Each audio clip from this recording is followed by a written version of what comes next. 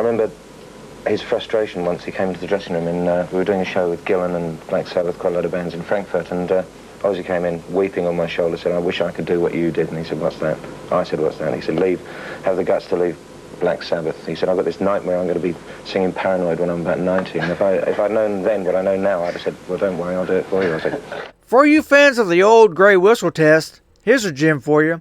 Now this is Ian when he was still in Black Sabbath. I have used bits of this on projects over the years, but here is the complete segment.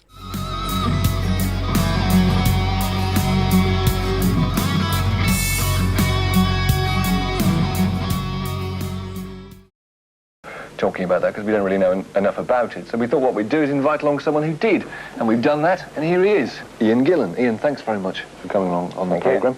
Just before we start looking at the charts, a brief job description. How are you actually gainfully employed at the moment?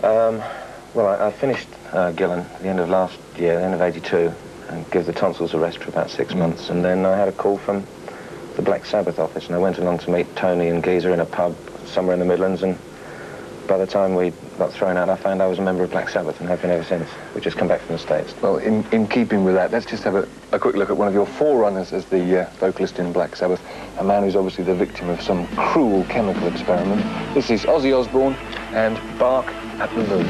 Ozzy Osbourne, of course, and Bark at the Moon, whose album is #1 currently in the heavy metal album chart. Look, this obviously begs the question, Ian, why does a quiet, shy, retiring type like that feel the need to carry on like that in videos?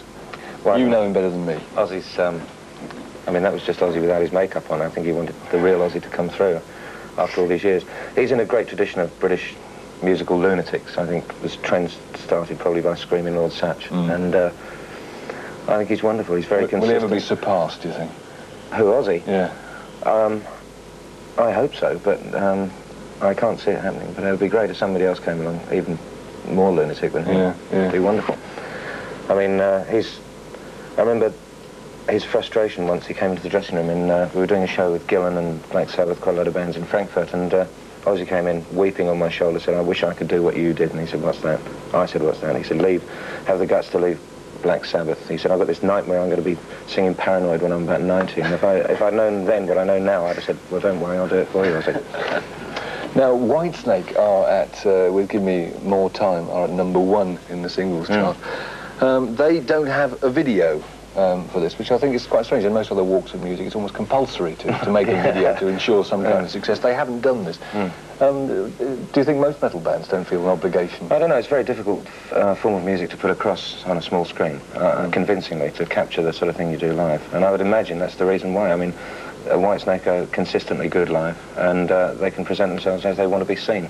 Yeah. Whereas I think you might have been to their advantage, in fact. Well, I think, you know, it's difficult to capture it on video. Well, to go to completely the other end of the scale, there's a young, new American band, Quiet Riot, with a song that I think you might possibly find fairly familiar. Fantastically painful-looking stance. That was Quiet Riot, and Come On, Feel the Noise. Now, they supported, I think, Black Sabbath last year, didn't they? Yeah, October, November, and now gone on to December. Oh, they were doing great then. It was pretty, well, not embarrassing. It was good fun having the band that's opening for you getting their album to #1. I remember taking a case of champagne into the dressing room. We were, I think, number 45 at the time in the American charts or something like that. What do you feel about the new generation of heavy metal groups? Don't you feel rather sad that they feel the need to plunder the 60s and 70s in the way that a group like that does?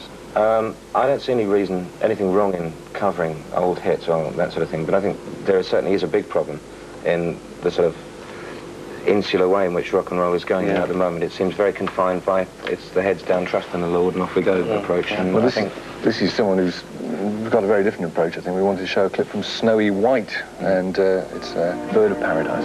Snowy White, someone apparently fancied very greatly by Ian Gillan's wife. Exactly. Bird of Paradise.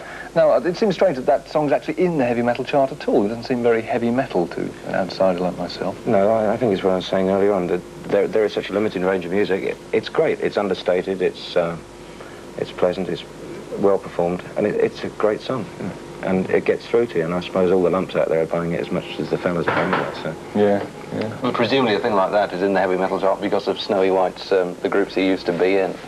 Well, there is a great the loyalty, tune. isn't there? Yeah, there is a loyalty, and I think an old probably- Thin Lizzy fan would be going out and buying that. You know. Yeah, I think that there's much more loyalty than in other forms of music where the fans are more fickle.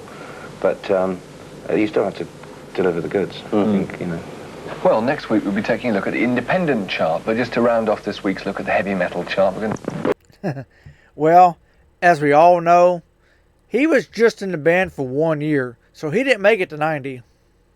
As far as the actual date of this program, there's some conflicting dates, but generally it's considered December of 83, which the way that Ian had put it is they had just came back from North America. Well, they toured North America through November 30th of 83, then they came back home to the UK during December, so this would fit the time frame just right.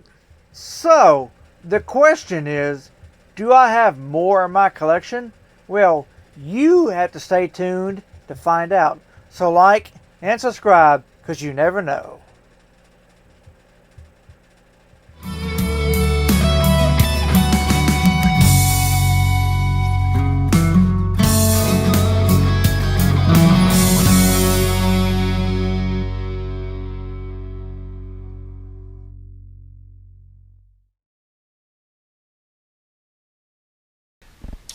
Bill Ward's new car just got delivered, and Bill was having a nap, so I decided to take him for a ride down to the local pub. Mr. Gillan had just purchased a nice rubber raft, an Avon rubber raft with a 25 horse Mercury on it to drive down the canal and meet me at the pub. So down we went. And after a couple cocktails there, we were drinking Bell's Scotch and Cokes. I looked over the counter at the bar, and then behind I could see a funny looking bottle that looked somewhat familiar, and it turned out to be a bottle of Jose Cuervo Gold. And it had been there for 20 years, the bartenders told me. And she said, there's not only one, but there's two here. And if I'd wanted them, they were mine. I said, we'll take them off your hands. Ian and I proceeded to drink one immediately at the bar, and got a pretty good buzz on from that. And so the next move was to go back to the manor. So Ian got in his boat, I got in the car, I drove the 1.5 miles back to the manor, and I got there before he did.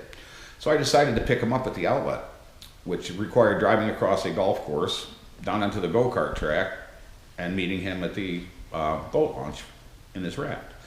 Well, he wasn't there yet, so I decided to start cutting some hot laps on the go-kart track with the car, and developed quite a crowd. Everybody come outside to see what was going on, and had a lot of people watching us as we were flying around the tractor. And when Ian pulled up, he said, that looks absolutely brilliant, mate. He goes, I want to try it. So I slid over to the left-hand side of the car, let him jump in the driver's seat. We're in England, remember, now it's right-hand drive. And about a lap and a half he made one lap around there. On the second lap, he put it in the weeds and hit a big giant chunk of concrete and flipped the car over. Hence trashing it, okay?